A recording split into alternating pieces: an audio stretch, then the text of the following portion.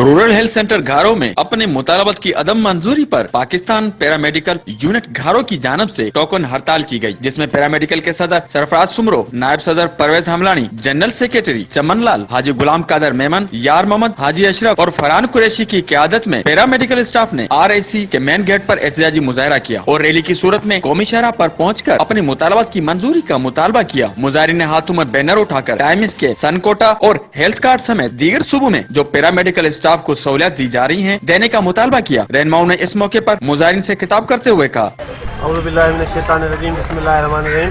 Rural health centre घारो के मुलाजमीन paramedical staff जो है वो पूरे सिंध की तरह यहाँ पर भी हम जो है आज एक एहतजाज कर रहे हैं अपने जायज़ जो है हुकूक के लिए।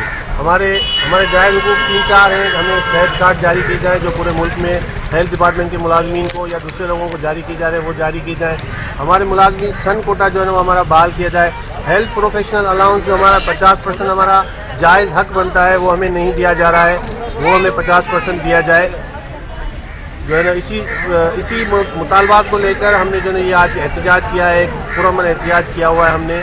आइंदा जो है ना वो अगर हमें ये जायज़ हमारे हुकूक न दिए गए तो फिर हम जो है वो और ज़्यादा जो है इससे ज़्यादा एहतजाज करने की जो है वो मुतमिल है।